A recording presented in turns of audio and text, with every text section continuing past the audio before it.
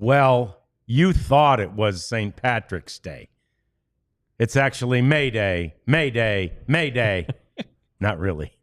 But we do have some concerns as we head toward the season with regard to the Rangers rotation. But we also have answers next on the DLLS Rangers podcast.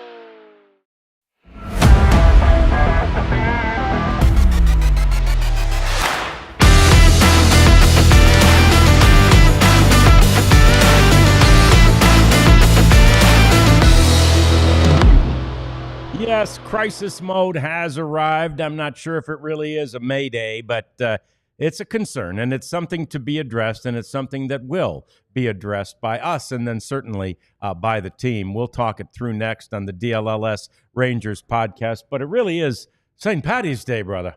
And That's so right. if it's St. Patty's Day, what do we do? Hear this. Yeah. We could have a little beer. There we go. Yeah, you got to have a brewski on St. Patty's Cheers. Day. Cheers. All right. Happy St. Patty's Day. This is green beer.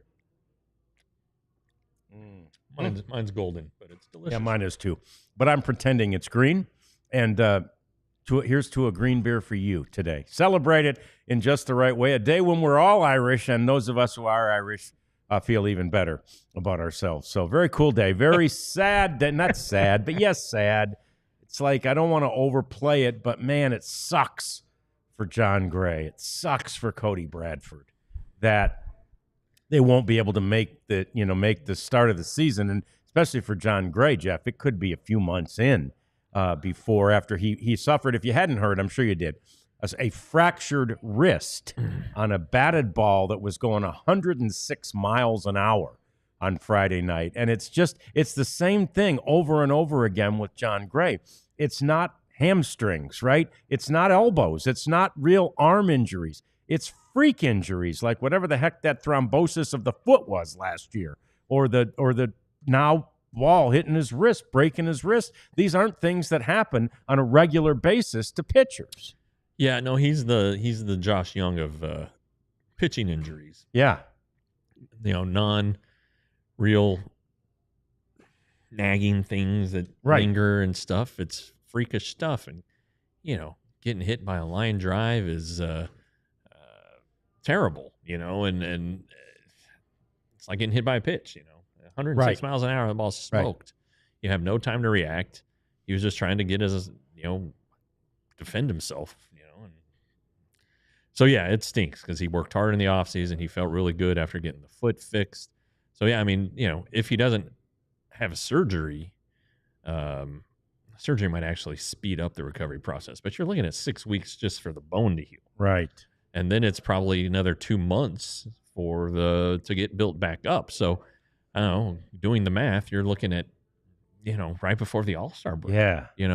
Now, is it better to have 3 months of John Gray than no months of John Gray? Well, probably. But in the short term, the Rangers are searching for some starting pitchers. I mean, only a week ago, the rotation was like, hey, this is great. Yeah. And then all of a sudden, and the Cody Bradford thing, initially it's like, oh, we're going to shut him down 5 days. Oh, now we're going to do it 10.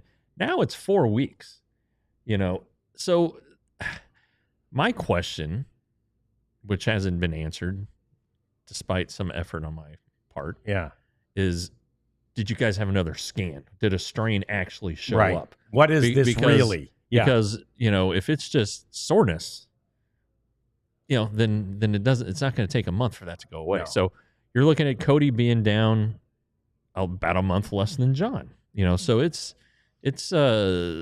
these aren't short-term things, and the Rangers need some help. They do, and the thing that makes you, cringe and hurt, for lack of a better word, for John and for Cody, particularly for John in this case, is the fact that this is his free agent year, right? I mean, he has a chance at the end of this season to be a free agent, And if he, pitches a full season and pitches really well, well, obviously he's got a better chance of getting a big old deal than if he pitches a half a season, even if he does pitch really well. So, I mean, I just feel for the guy, like just the luck and the timing of it is so bad. Yeah. Yeah, the contract year thing is bad. Okay, you can shorten their absences by bringing them back and letting them build up in the majors, or you can bring them back as relievers. Yeah.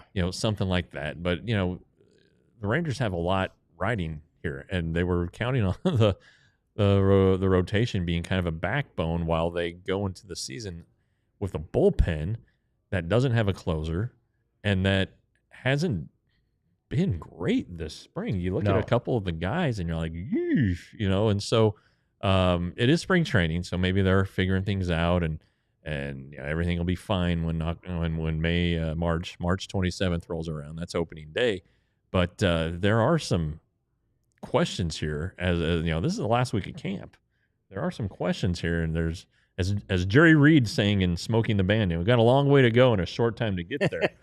And so I'm not sure that this is a urgent matter for the Rangers to get figured out. It is, and in the short term, the figuring out is who will replace those two guys in the rotation, while still considering having guys who are available for long relief work in the bullpen. Guys like Dane Dunning. Well, so Dane Dunning and Jack Leiter were probably sort of penciled in as those two guys. Now, either one or both of them could be rotation options, as could, obviously, Kumar Rocker. But Patrick Murphy's name keeps coming up over and over again.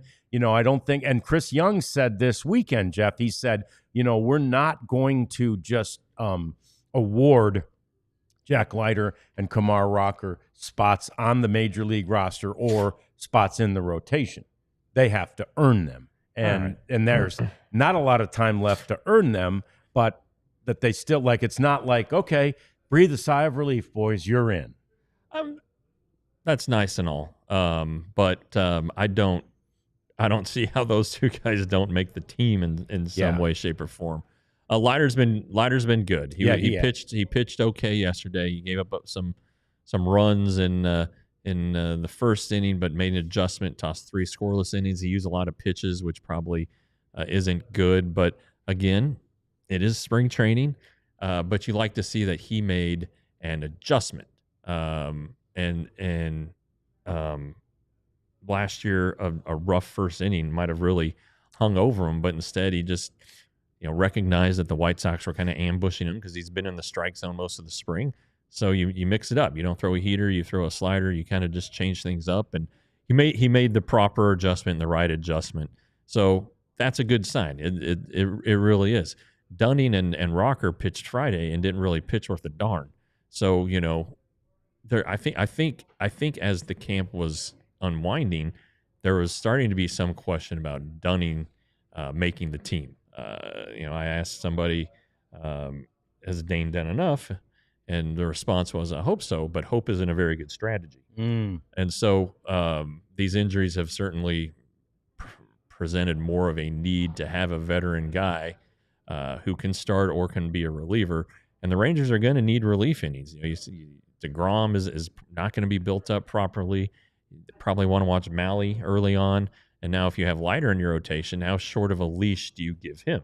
So, and then you're looking at whoever the 5th starter is. Which could be Rocker, and there's another short leash. Right. So you basically have Nathan Eovaldi, who's going to be the opening day starter, and then what? DeGrom's going to be great when he pitches. Just how much is he going to be able to pitch? So, for the if this thing stays in-house, you're going to have 2 guys who were potential bullpen candidates in the rotation. Well, dominoes are falling, and you just have to find 2 other guys for the bullpen. So it's interesting. I think a name that we haven't mentioned yet is Adrian Hauser, and I think he's. Oh yeah. I think it's Leiter Hauser if things stay as they are. I think that the Rangers would love for it to be Kumar Rocker, but the start the other day against a really good Padres lineup didn't instill a lot of confidence. He threw a lot of pitches. He didn't give up a ton of runs like he had in his first 2 starts, but it definitely wasn't as good as that inter-squad outing. So he needs to show something here this last week. But Hauser came in relief of Gray and pitched really, really well. And he's from Oklahoma, so the Rangers were the team he grew up watching, and his dad's all fired up for it. Yeah. His dad's a big Rangers fan. Yeah. So there's a lot for him to be pitching for.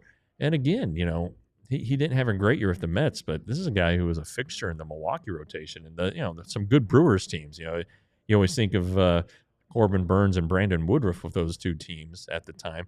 But Adrian Hauser was right there with him. Yeah. And was as steady and durable as those 2 guys were. So the Rangers have a guy. They really do. I think he makes the team in some role. So, does Murphy make it? You think maybe he has a chance, but the key is with these non-roster guys, if they aren't going to make the team, you got to keep them in the organization because your depth is taking a big shot right here. Well, you got to preserve as much depth as possible, which leads me to think that the Rangers will also add somebody, whether it's a minor league guy, a veteran who's been around who can pitch in the minors, go to AAA just to have and just in case, or there are still some guys you've heard of out there. Yeah, Lance Lynn, Kyle Gibson, former Rangers both, who can log a lot of innings, know how to navigate a lineup. So they have a couple ways to go. Hey, there's even the trade possibility. Dylan Cease's name is thrown out. Jordan Montgomery. How long have the Rangers been linked to a trade with him? Well, this may be the time. Now might be the time. Yeah, let's talk a little bit more about that and get to some of the questions that people have as we come back. We'll also get to the final week of spring training. Basically, that's what we're in right now because they come home a week from today. So we'll talk about it all as we continue with the DLLS Rangers podcast. First, though, we want to tell you about the thing you'll need most this season, and that is sunglasses. Shady Rays, to be specific. They're fantastic sunglasses. I'm so mad I left mine at my son's place this weekend. I was over there. We did a little St. Patty's Day pre-gaming on the weekend. Okay. Went to an Irish pub over there in Fort Worth, and we went by day, and I left at night and forgot the sunglasses. So anyway, get yourself some Shady Rays because they're so good, you'll be mad. I mean, it's obvious I have other sunglasses, but I'm mad when I forget my sunglasses at my son's house because I'm not going to have them for a minute or two, and I miss having them. So they're really good sunglasses. I promise you're going to love them. Polarized, tons of styles. They have wearables now, too. I really love everything from Shady Rays, so I really encourage you to go to Shady Rays and shadyrays.com, DLLS, 35% off. 35%. It is a big percentage, and it's yours if you do it today. Speaking of opening day, if you want tickets and don't have them, you can go to Game Time. Mm-hmm. You can download the Game Time app, becomes friends with Nicole like John has, and by God, you can get yourself some tickets. The great thing about Game Time, as I've said, is it's all-in pricing. The dollar amount you see is everything. So there's no hidden fees at the end that kick you in the shorts. You see what you're getting. You can click on it. You can get a view of your seat. It's really a fantastic app, and it's not just for sports. It's for everything. It says here Kendrick Lamar. Maybe he's coming to town. I don't know. But anyway, you can get tickets to see that show or anything in the country for that matter. Broadway plays, Las Vegas shows, all there in this one handy app. So download the Game Time app. Get $20 off your first purchase with the code DLLS. Terms and conditions do apply. Rarities came out of the gate asking, and it was a good question, and it's a name that Jeff has mentioned since, the name of Lance Lynn. Is there any chance to get him? Who did I see Lynn was negotiating with this weekend, though? Was it one of the Cubs, I think? The Cubs were in the mix for him. I think the Cubs were kicking the tires there. So, we'll see what happens. But, today the Rangers don't play. And typically what will happen is there will be meetings on this last off day before camp ends because there are still roster decisions to be made. And, what you'll be seeing more of this week is guys being told they've made the team as opposed to guys being told they're not on the team. I mean, it's pretty obvious at this point who the contenders are and who the guys who aren't going to make it. So this does give the teams the opportunity to look externally, to make phone calls to other teams, but also, there are 29 other teams who have players who are in camp on minor league deals, or guys who aren't going to make the team and might get designated for assignment. So the waiver wire and is another way to do it. So there are a lot of options to get some arms. It just depends on how much they want to spend and the quality of arm they want to get. Because Rarities, when I mentioned C, said, wouldn't that cost a lot in terms of prospects? And the answer is probably yes. But the Rangers were willing to give up a bunch of prospects for him last year. Sure. When he had more control. Now he has a year less control now. He's going into free agency, so maybe it won't cost as much in terms of prospects. But if you're worried about the money, this might be a situation where you can go to Mr. Davis and say, you might want to go over the CBT for this one, or you have the Padres eat money and get better prospects. So there are some ways to go around it, but. Today's probably a big day in Arizona. I know it's only noon there now, so they're probably eating some lunch. But a lot of talking going on today. Yeah, and the first part of the conversation is to figure out the strategy, right? Yeah. Do we do it from within? I mean, if it was really these short-term injuries that, like Cody Bradford appeared to be at first, you would definitely work it from within. Now that we're talking about two guys that potentially could both be out until the All-Star break, because we're still pretty uncertain about Cody Bradford's situation. It just keeps getting worse and worse. Mm-hmm. This is the T.R. Sullivan principle coming to roost right here. It really is. Never underestimate what they say on the injury deal, because this is it gets worse every day. And I hope it doesn't for Cody, for the Rangers, for Rangers fans. But you have to be prepared for the fact that he, too, might be out until around the All-Star break. Yeah, when Yu Darvish had Tommy John surgery, he was initially diagnosed with biceps tendonitis. Yeah. So upon further examination, they found a little something that turned out to be pretty significant. So, I mean, right now, just where things are, a week to go before spring training, and 10 days ago until the start of the regular season, you're like, well, they're not going to be able to get somebody. And, even if they were to sign Lance Lynn or Kyle Gibson, those guys would have to go to the minors. There's just no way around them. The Rangers signed Michael Lorenzen last year on the day before camp ended, which was March. So they signed him on the 22nd. He made 3 starts in AAA before he made his first appearance. And these guys are throwing. It's not like they've just been sitting on the couch. They're throwing. They're probably stretched out, but they haven't faced hitters. And you don't want to go too fast too soon with these guys, although Lance Lynn, I'm sure, would probably insist upon it. But you got to take care of them. I mean, what's the point in signing them if you're going to get them hurt? You're going to get them hurt, yeah. It doesn't do you any good except throwing away some guaranteed money. So even if those guys are signed, you're looking at mid-April before they would be in the rotation. So you're still going to have, for 2 or 3 weeks, Leiter and Hauser, or Leiter and Dunning, or Dunning and Hauser, or Rocker and Hauser, some combination of these guys competing for the bullpen or for the rotation now. So I just think that it's you just, again, with 10 days before opening day, it's like, what can they really get done? So getting somebody who's been in camp is kind of advantageous in terms of quickly, like a plug and play. You get them and they're ready to go. So I don't know. We'll see what happens, but I'm sure a lot of discussions are being had.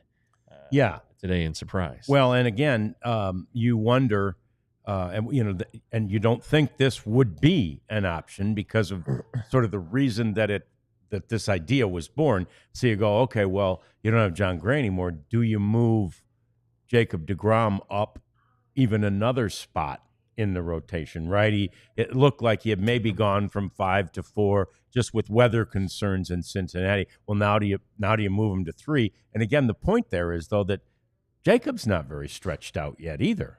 Yeah, you're going to have to structure this rotation very carefully. Because right now Evaldi's the most built up, but the next most built up is Jack Leiter. So we're. You want Jack Leiter to start your second game, or do you Do you,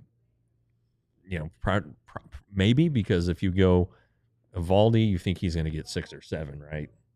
So it's a light bullpen day. The next day, do you go with the guy who you think can give you the most innings and maybe have another light bullpen day, or do you dip right in and start a Tyler Molly, and if he gives you only 5, then you tap into one of those multi-inning relievers, and then maybe you go with your most stretched out guy to give the bullpen a break and alternate as much as you can there.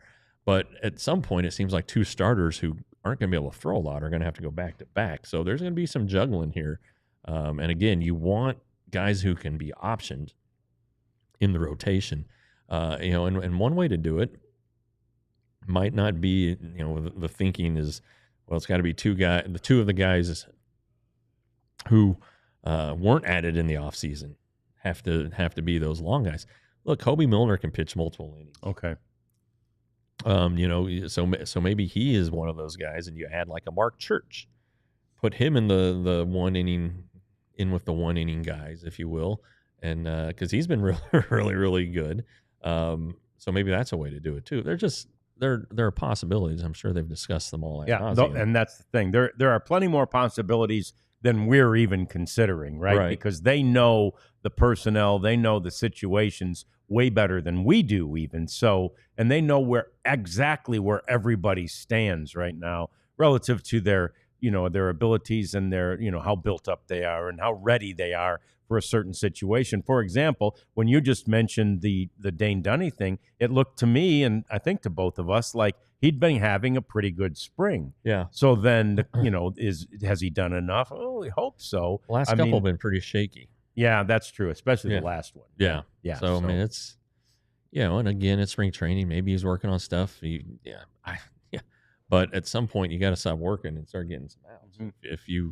If your butt's on the line, so to speak. So, I didn't expect to be having this conversation here this week before camp ended, but that's baseball. That's the way baseball go, John. That is the way baseball go. And we're in the final week, before the team comes home. And, of course, we're exactly 10 days away from opening day. It's the 17th. Opening day is the 27th. So there are other things that are being focused upon and worked upon this final week, Jeff. Oh, yeah.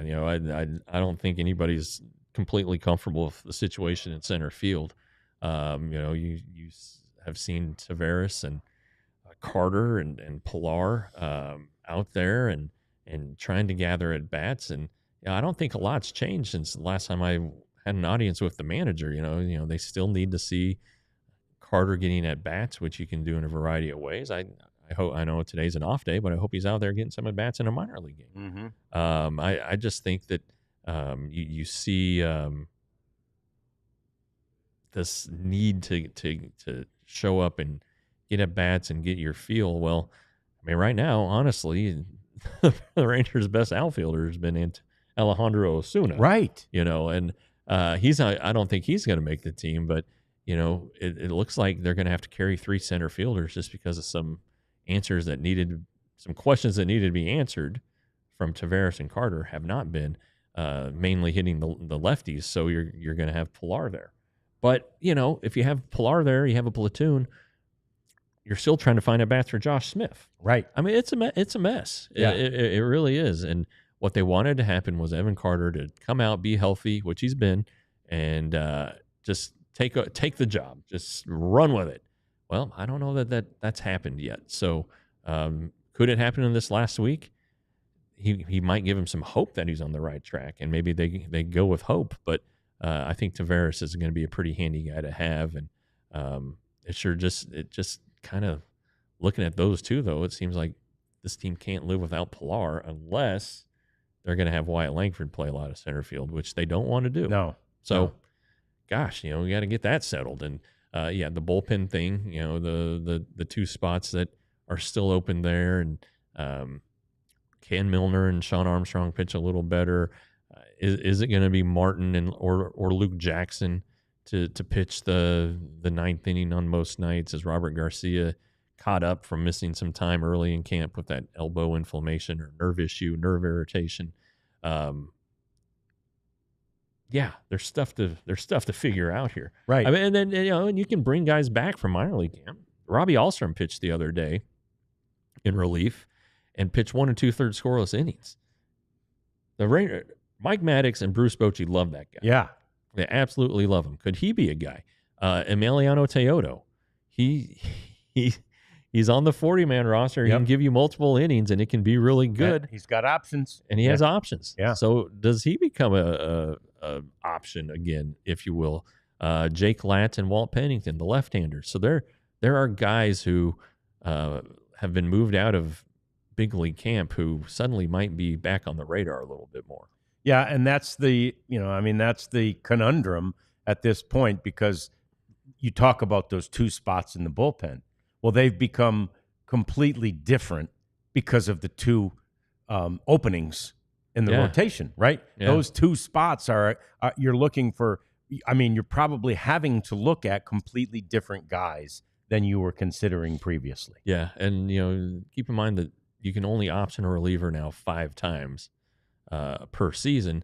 So, they could maybe 2 years ago have just said, all right, we're going to have Dunning and Mark Church. And then Dunning pitches 3 innings. All right, you're going around Rock. Let's get us a fresh arm. Yeah. I mean, there is that, and I guess they could survive doing that for a little while, but I just don't know. There are a lot of ways to do it. But you have to keep in mind the 40-man roster. They don't have a ton of openings. I don't know that they have any. No, that's the thing. And you have one guy. They already put Spores on the 60, so I would imagine that Jose Corniel will end up on the 60. So that's one. All right, but now you're at the point where you got to start shedding some guys with pretty good arms. Cole Winn, a former first-round pick. Yerson Garabito, who I think it's a miracle he's still in the 40-man. Jonathan Ornelas, a handy little infielder. You're starting to get to the point where that's what you're having to designate for assignment, and the chances are that they're going to get claimed. So it's how many non-roster guys do you want to add? And yeah, so many decisions to be made in this final week of spring training for the Rangers. Jeff is headed out there tomorrow, so thankfully we'll have boots on the ground to help us figure out what all is going on as they get to this final week. And we've got lots more coming up as we talk about perhaps, yes, definitely some happier news. We've known, but now we know that the opening day starter is Nathan Eovaldi. We hear from him and talk about opening day just a bit next on the DLLS Rangers podcast. Yeah, we were discussing with Kevin Gray from the Mavs show, FOCO, and how good FOCO has been to us and sponsoring all of our shows, which we greatly appreciate. They keep adding all kinds of stuff. And what they don't have on display here in our sets that they've helped, you can go out and get it yourself. All kinds of stuff for any number of teams. They've got John's Lions. They've got my Broncos. They've got the Texas Rangers. They have all kinds of merch for your favorite teams. A wide variety. We've talked about the overalls and the gardening gloves. You can get bags to take stuff to the beach or to the ballpark. Excuse me. You really can't go wrong. So go on over to foco.com. Use the code DLLS. Get 10% off your purchase. John has talked about the return policy if something's missized. They make it really easy for you. It's fan stuff for the fans, and they make it fan friendly. So foco.com. Yeah, and you may have been looking, by the way, at that sign. That's right. It almost looks like it's more great work by the Prophet. There's that graphic with the palm trees in Arizona underneath. That Rangers sign is not a part of the graphic, although it almost looks like it. That's a physical sign sitting on the table, which looks like it could have come from FOCO, but it actually didn't. So there you go. We also have Rugged Road coolers to talk about. Mine's right here. If I had a few more of these, we probably do upstairs, a few more of these Lakewood lagers, I'd pop them in the cooler just to keep them cold. I like my beer cold. And this one was very cold when we pulled it out of the fridge. It feels good. You put it in there, it's cold for 7 days. So's your ice. So's anything you're trying to keep cold. These things are beautiful. They're made well. Their construction is fantastic. Let your adventure begin with this floatable, lightweight, fantastic cooler. Go to ruggedroad.com. Use the code DLLS. Get 10% off your Rugged Road. I Okay. thought an Irishman like you might like a warm beer. Yeah, they should. I'm probably I probably wouldn't be. I mean, and I've been to the pubs in Ireland, and they never. I didn't think it was that warm. Actually. Oh, okay. So I felt like they were doing me right and serving it relatively cold. But if I went into one of those places where they serve it warm, they'd probably call me the ugly American or something. That's fine. Even if I talked in my brogue, because they'd go, "That's the fakest brogue we've ever heard, lad." Yeah, your money still spends. That's right. Yeah. Darn right it does. So, cheers. But anyway, that was the worst kept secret anywhere. And I don't know why they wait, but it seems like everybody announced it yesterday. Not everybody, but several teams announced yesterday who their opening day starter would be, including the Rangers. And it, of course, is Nathan Eovaldi. We've known that, and it became official yesterday. And it's the first time, Jeff, since Kevin Millwood, that any pitcher has started back-to-back opening days for the Rangers. I liked old Kevin. I did too. I was a huge Millie guy. Good dude, right there. I was a huge Millie guy. That's pretty crazy. I mean, after him, it was, I think, Scott Feldman. Yeah, had an opening day start in there. For God's sake, Tanner Shepard's had an opening day start. All right, you're I don't want to say scraping the bottom of the barrel because Tanner got put in a bad situation because of a bunch of injuries, but Tanner Shepard in 2014 was the Rangers opening day starter. Lance Lynn has started on opening day for the Rangers. So there are some, but it is crazy that it's been a revolving door at that spot. But this is Nathan's fifth in his career. Yeah. This isn't like, no, this is not a stranger to him. It's going to be old hat for him. But even he said when I asked him about it, when I was last in Arizona, he's like, yeah, you still get nervous. And last year I got nervous and got a little bit jumpy and had to slow everything down. And, so for a guy who's as competitive and experienced at doing this as him, he still gets excited for opening day. And you want to go out and, he said, set a tone and pitch tough. And, the Rangers would just be pleased as punch if he could give him 7 innings. Boy, would they ever? And for that, it's just going to depend upon efficiency. For example, when you look at yesterday, Jack Leiter threw 80 pitches, right? And, of course, they were hoping that would get him through 6 innings. Yeah. He wasn't efficient yesterday, so it didn't. But that said, that's the number they're shooting at right now. So by opening day, it'll be slightly higher than that. If you could get 7 innings, 80 pitches out of Nathan Eovaldi in the opening game, that'd be fantastic. Yeah, and everything we just talked about is why. And but also that means that they're probably in a position to win, as they were last year when he left the game. They ended up winning it. A little odd how they won it, but they won it nonetheless. So, yeah, but yeah, this is like we knew 2 weeks ago this was happening. Yeah. And then Bruce Bochy really strongly indicated it and all of that without officially saying it. The Rangers like to kind of make a show out of it. They release a couple videos on the social medias and great. Yeah. I mean, sure. Good. It's good to pump it up. And our friends at Victory had an opportunity to put a camera in front of Nathan Eovaldi as he talked this weekend about that and more. Let's hear from him. We had an idea coming in, but we had to make sure that we were going to be healthy and ready to go. And, I'm feeling good and healthy, so here we are. 4 in the last 5 years. Mm-hmm. It never loses its appeal to you. No, I mean, it's a huge honor to be able to take the ball in the first game of the season, right? It's the first game, and, baseball's back, right? I mean, it's what we work for the entire offseason, spring training leading up to it and everything. And, to me, it's about being healthy, right? I want to be able to go out there and make as many starts as I can and go as deep into the games and, collect as many innings as we can. But it's also, you're the leader of this pitching staff. And there's also something to be said for tone setting. Yeah. You believe in that? Yeah, absolutely. And again, I try to treat every game as if it could be my last, right? Like there's a lot of meaning behind it. I take a lot of pride in it. Going out there and especially to have that first one, it means a lot to me. And like you said, I mean, you want to be able to start the season out on a high note. I want to go out there and set the tone. It doesn't matter who I'm facing or what team it is. I want to go out.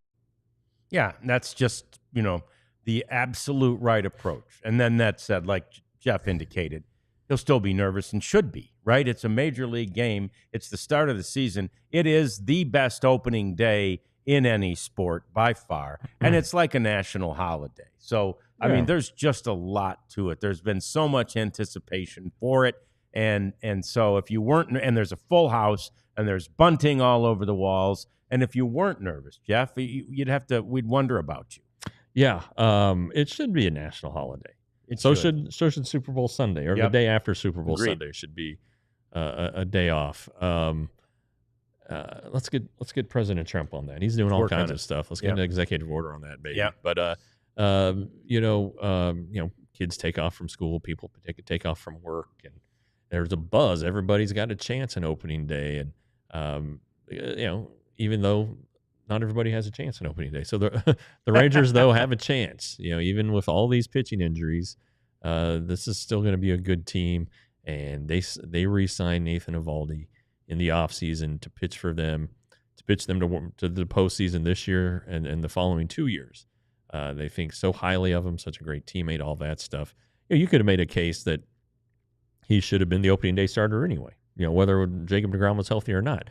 Eovaldi, earned the start last year, obviously, because he was the veteran, the most senior guy in the rotation, but also what he'd done for the team in the World Series. Well, you get this guy. He was technically your big off-season free agent signing.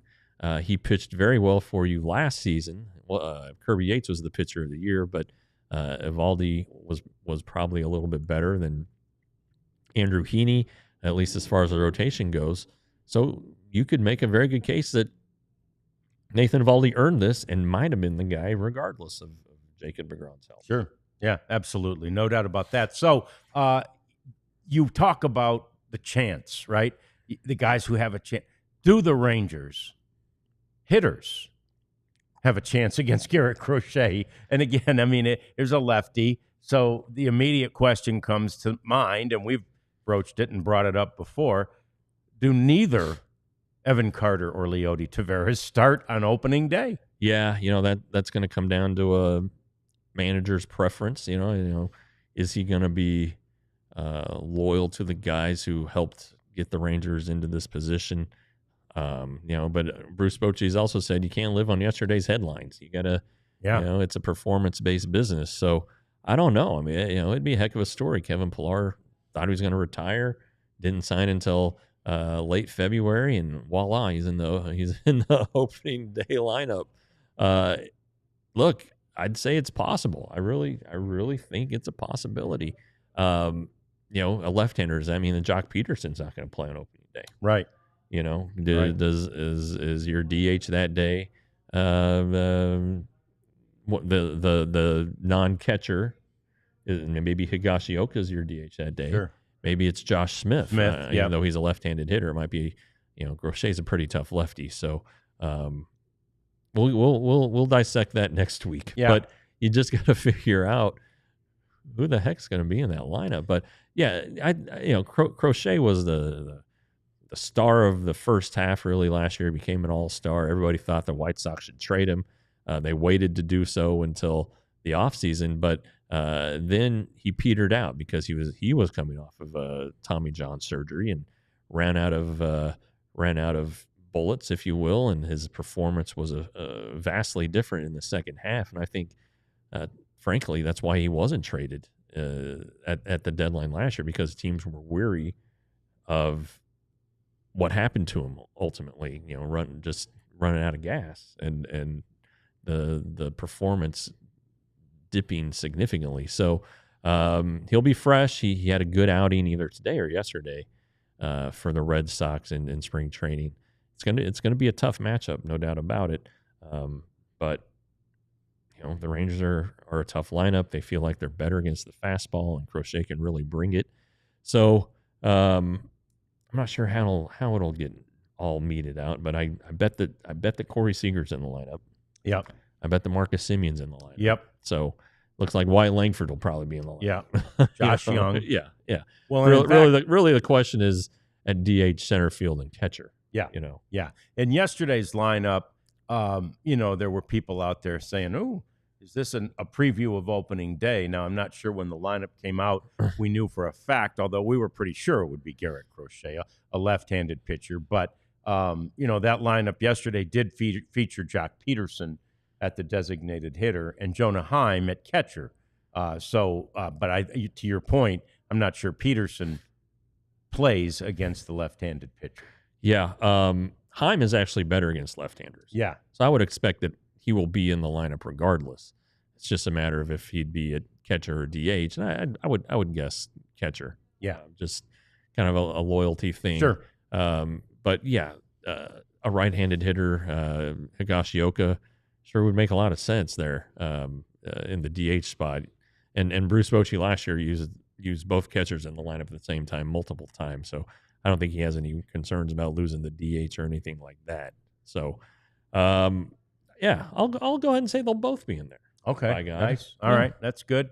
That's a good prediction, and it's like we say, it's 10 days away, and it's nice that we basically know first base, second base, third base, shortstop, left field, as long as it's Langford, and right field will be Adolis. That's the other thing you got to talk about. Since he came back from the injury, he's had an extra base hit in every game, except I think yesterday he did not get one. Yeah, he's just been crushing the ball too. It's not like he hasn't been missing. Even his outs have been real loud outs. So that's encouraging. It seems like Seager is starting to come alive. Yeah, he's hit a couple of good games. Yeah, Dolis Garcia's hit a couple home runs the last few days.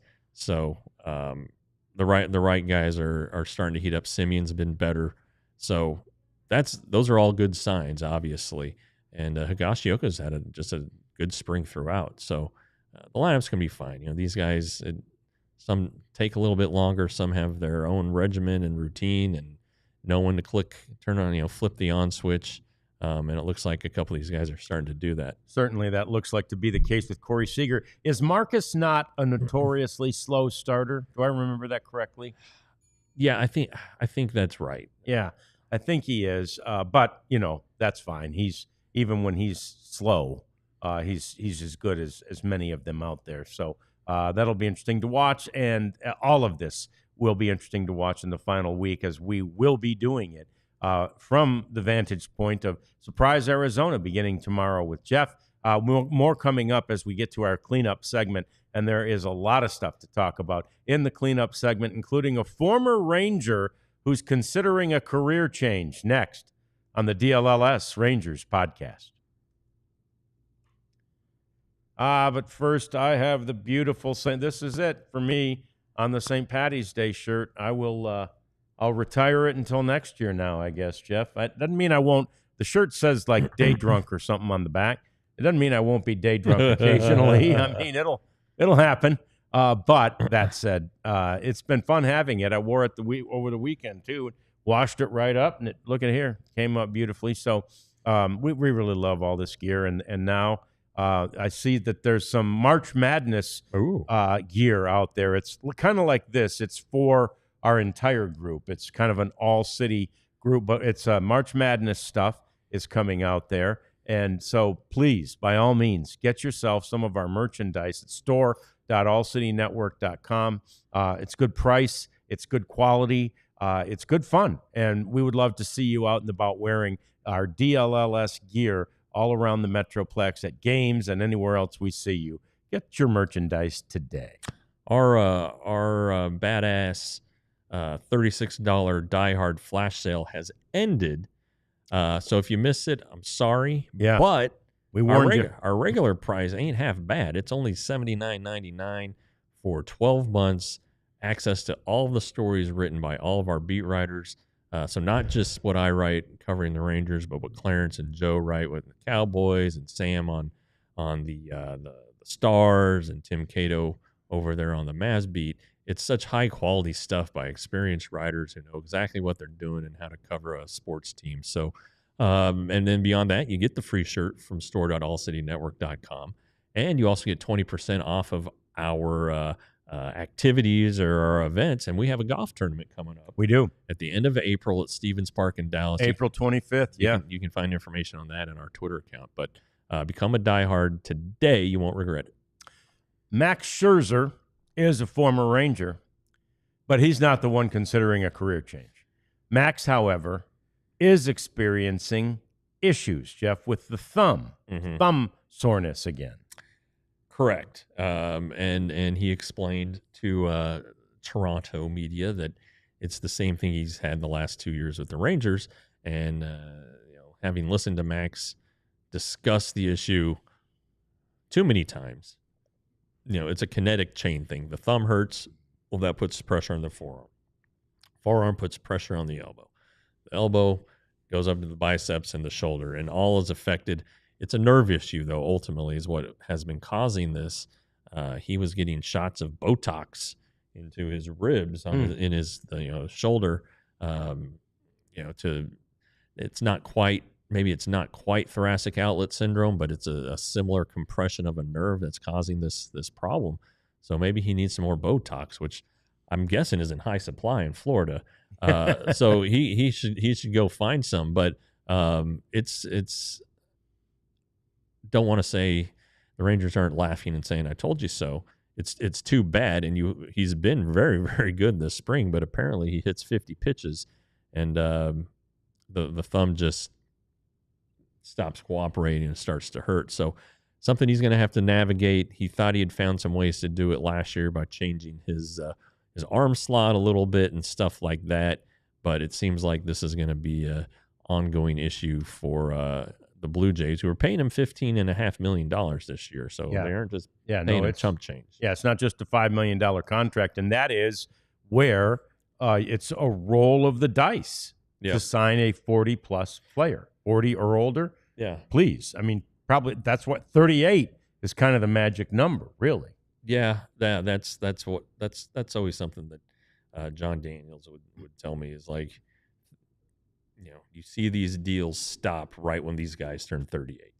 You don't want to go too much past that because there are some serious questions about productivity after that age. Max is 40, I think. Yeah. So he's past 38 if my math is correct. And he's logged so many innings in his career and been so durable. Hadn't had surgery until he had back surgery in December of 23.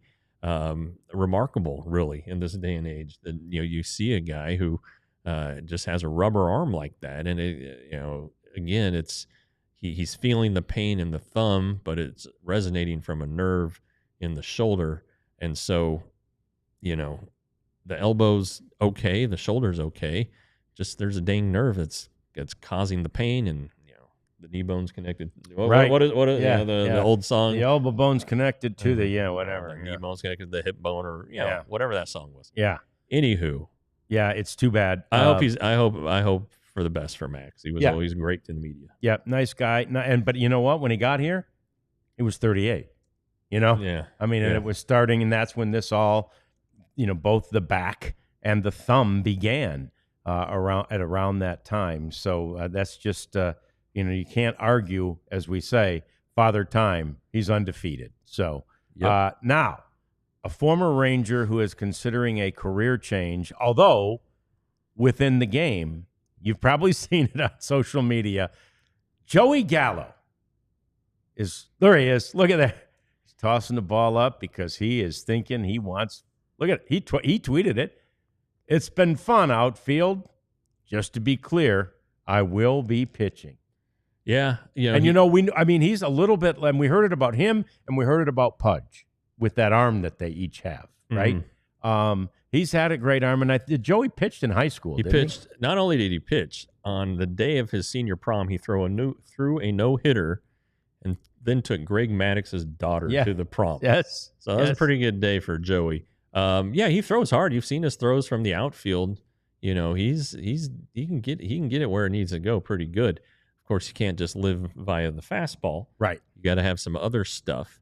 And then, you have to, I'm sure that whatever delivery he's been tinkering with will get an overhaul by whichever team signs him. and he's going to have to pitch in rookie ball. He's going to have to stay in Right. extended spring training and work with the coaches there. And but it's not like it's never happened before. Sometimes it's gone the reverse way, like Rick Ankiel, who was the great young pitcher for the Cardinals, who got the yips and then became a pretty good outfielder who hit home runs. So there are examples of guys, but typically, it doesn't work out. It may end in injury. Ronald Guzman, God bless him, got hurt after hitting 98. So you got to do it right, and it's not like he's going to be pitching in the majors in a month. No, he's got a lot of work to do. He's 32 years old. Yeah. Too. Again, we said 38's the magic number, so 6 years is a long time if you want, but it could take a year or two for him to be ready to pitch in the majors. It could take longer than that. Yeah, it absolutely could. Trying to think, Anthony Gose is another guy who Tigers, I believe, who, stolen base guy, outfielder. He actually spent some time in the Rangers organization. Now he's with the Guardians, and he's pitched in the majors. He throws it hard, has trouble controlling it, but this has been a long-term project. Yep. And it's gonna be for Joey too. But I've always enjoyed my time with Joey Gallo, talking to Joey Gallo. I hope it works out for him. But the first thing is he's got to convince a team to sign him. That's one thing. Hey, why not the Rangers? Sure. Take a flyer. Sure. They tried it with DJ Peters, who played outfield for him in 20, then went to Japan and it didn't work out, or Korea, one of the two. And then he tried pitching and pitched last year, I think, for low A, maybe high A. And I'm not sure if DJ is back in the organization or not. I've been a little bit remiss in checking up on DJ Peters, but so that's a recent example of the Rangers taking the flyer. Who's the recent example of someone fairly recent who did this? Somebody switched to pitcher and then pitched at the major league level.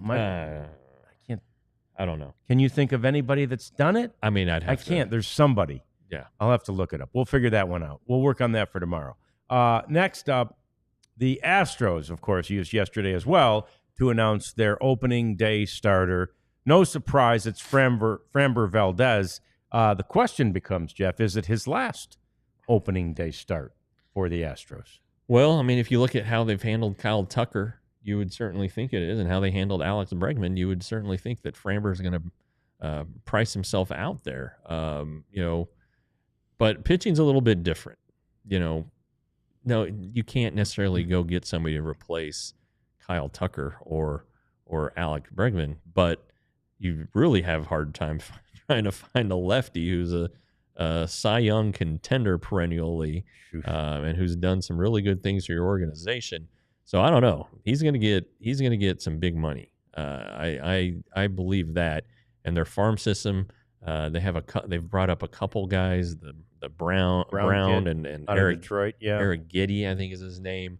And they have some guys coming back from injuries also, but boy, that'd be a pretty big blow to them next year if they didn't have Framber back. I'm sure the Rangers wouldn't mind it if he went somewhere else. Sure. I'm sure the Rangers would take him. Wouldn't mind it if he went here. Yeah. I don't know if they'll open up the checkbook because he's going to get a big contract. But that's a really good guy, really good pitcher who's going to be available next year. Mookie Betts out of that game tomorrow with an illness. It's just an illness, and so he won't be able to play in that game. That game starts at 5 a.m. our time. So set your alarm if you're that hardcore, and I know BC will.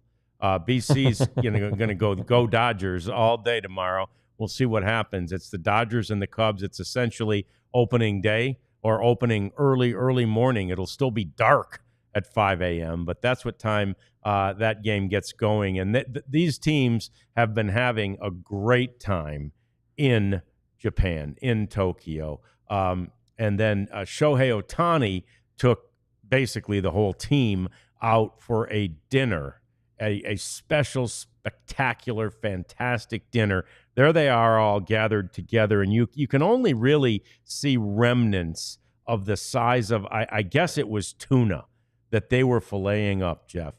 This tuna was, I mean, each fillet it took 2 guys to carry each fillet. And one guy comes through with a knife so sharp, kind of like the one we saw. Was it Seiya Suzuki's that just carved up some baseballs? Slicing through baseballs. This one was that sharp. You fillet the whole tuna, and then you carry it, and you go cut it up into bite-sized pieces. And, anyway, it was a Shohei Ohtani extravaganza, and all the money he's got, no doubt. That was not a problem. I saw one picture. I should have pulled it for the prophet to throw up here, but a couple of the kids from Japan went and bought, the beards that you can hang on your ears. So it's, 2, dark-haired Japanese kids with red beards like Justin Turner, Hey, all right. And Justin called them out and held them both. They're little kids. He held them both and took a picture with them. They're all just really embracing this, which is really cool and really fun to see. But I don't know about 5 in the morning. I don't think I'm setting my alarm, Jeff. BC loses his Dodgers fan card if he doesn't watch the whole thing. Better watch it, BC. He's out, BC. Yeah. Come on. BC, I see you there. You're there. You got to watch it. John, I've run into this at the sushi places, and also at the only time I've been to Melting Pot, the fondue place. Yep. I want all my food at once. I don't want it bit by bit. Okay. I want a plate of food in front of me. Right. I don't want to have to wait for anything or anything like that. One piece here and one piece there. Yeah. I want it all in front of me at once. Okay. I'm not, I don't think I disagree with that. Yeah. And the other thing is, I think I'd eat too much if I get it one at a time. Like, I don't think I've hardly had anything, and I've eaten, $400 worth of sushi on one of those conveyor belts, that goes by. You've seen those. My daughter's favorite restaurant. Yeah. That's the conveyor belt sushi. Yeah, first one I saw those was Seattle. All of a sudden the bill came. Oh, that one right by the hotel? Yeah. I'm like, oh, God almighty.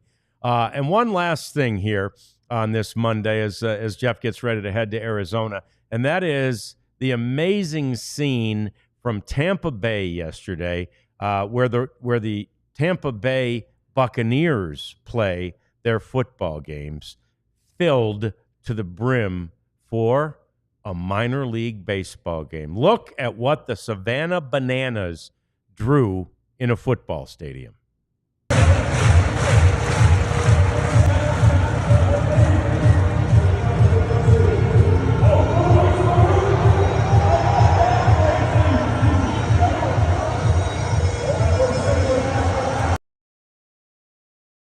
Filled that place up, and it's the power of not only minor league baseball, which Jeff and I are big believers in and love anyway, but of marketing.